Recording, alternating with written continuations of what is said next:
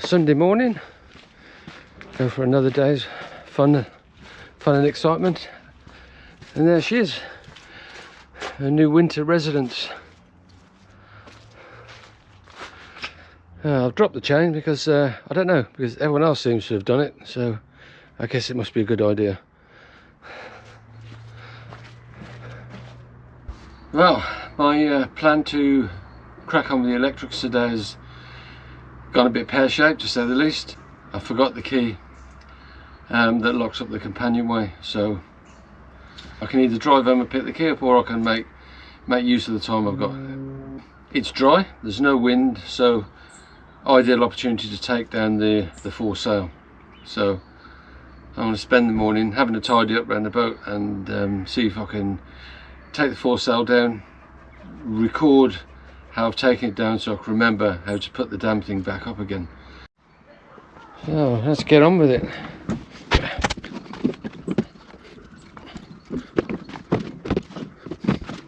Okay, it's off.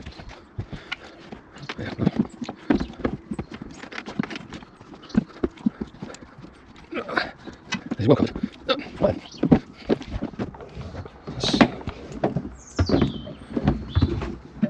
That was off, nice and free. The furling line, I'll take that off.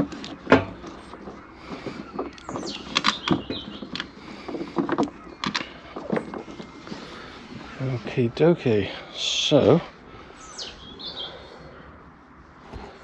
I think what I need to do is keep some tension on this furling line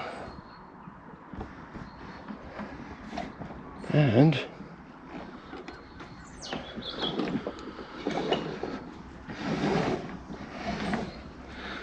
put on this sucker.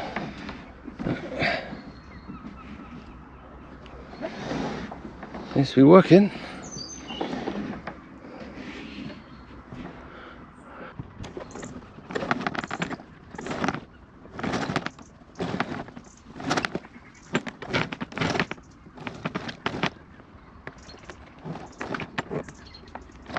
That seems to be as far as it's going to go. It's a bloody big thing, say that. Whew. Fair size. So all I need to do is figure out which of these ropes is going to lower the bugger. I'm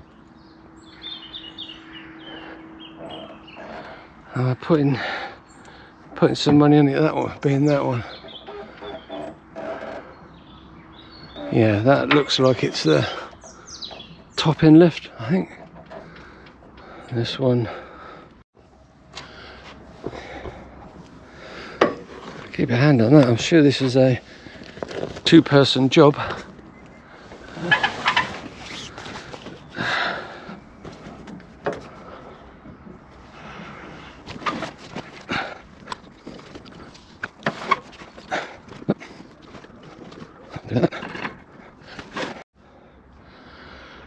Right, so far so good.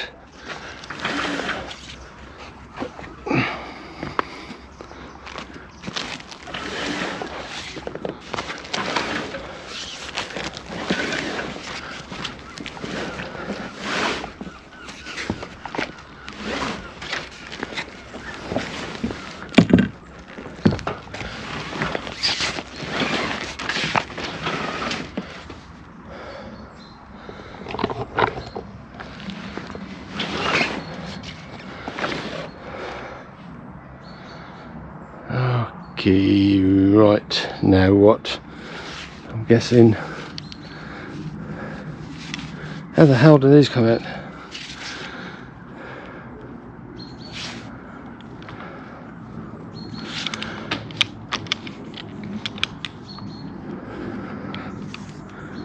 Talk about learning by doing, bloody hell.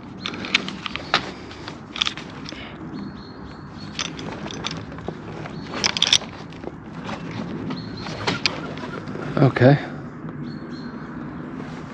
Right, fair enough. That was easy enough.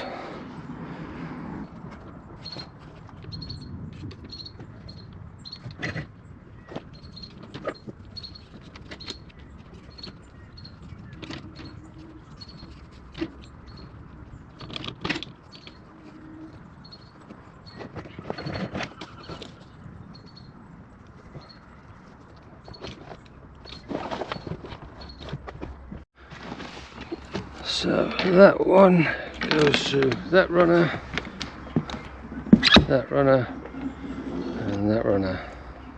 Okay.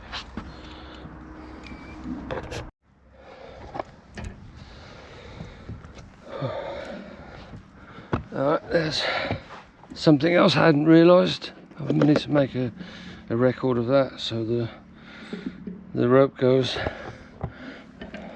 around this one, around that one. Okay, so this is where it goes on the outside. Okay, cool.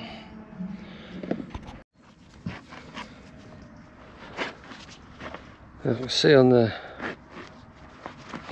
clue end, there's a nifty little knot there. I guess that's kind of equidistant from both port and starboard sides of these lines, so I'll remember how they go. So I think I see how this works. If I'm right in thinking, to redo this, you double up and then pull the line through. Actually going to make sure that when I come to do this,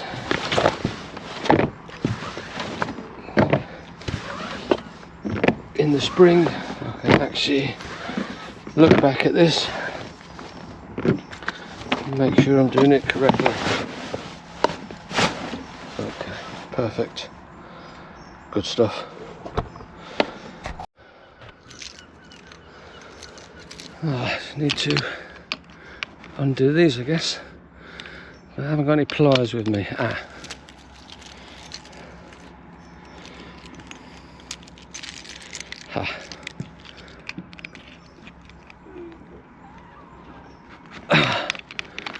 See, I knew my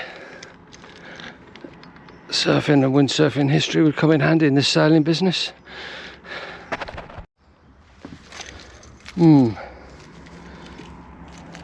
If I take this one off, how do I know which is the top and which is the bottom? Without laying it out on the floor. Okay. So, sail maker logo at bottom. That makes sense. Okay, let's see if I can get this one off. FCS key again.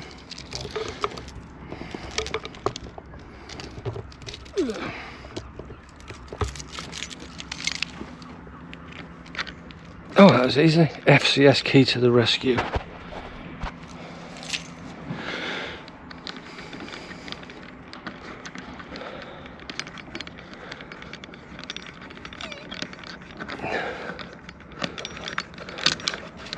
I might actually just leave that one on just as a reminder. That's the bottom.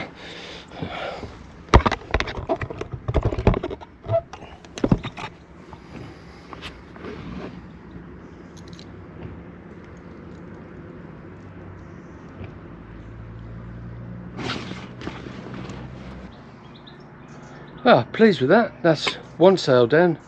I was a bit worried about taking it down, not remembering how to put it back up again, but yeah, now I've recorded it and got a record of it, should be okay. And I got company again. Hey Robin.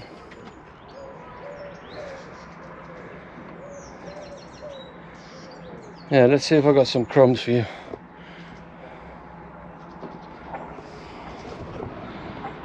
Let's have a look. Not many. There you go. I'll have a few crumbs left. Yeah. 2 or 3, buddy. There you go. I'll blow away. There you go. Help yourself to those. So I've tied, I guess you call it up-haul, don't you? Well, you're doing windsurfing. Anyway, the up-haul for the genoa stroke jib. I've lashed it off there. And I've tied it off there. I'm looking around the boatyard, they've done it in a few different ways. I'm not sure whether I just leave that there, tie that off properly, or whether I should tie that to there. I don't know, and then maybe lash it down. Yeah, maybe I'll just tie it off to that, and then tie this down somehow. Okay, so that's secure to the furler. Let's do the job. A couple of bow lines on there. Should keep it all in place for the winter.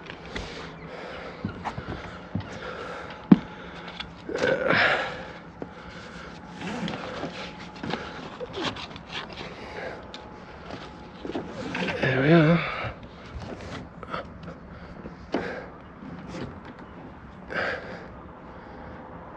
Nice and tight. They're flapping about.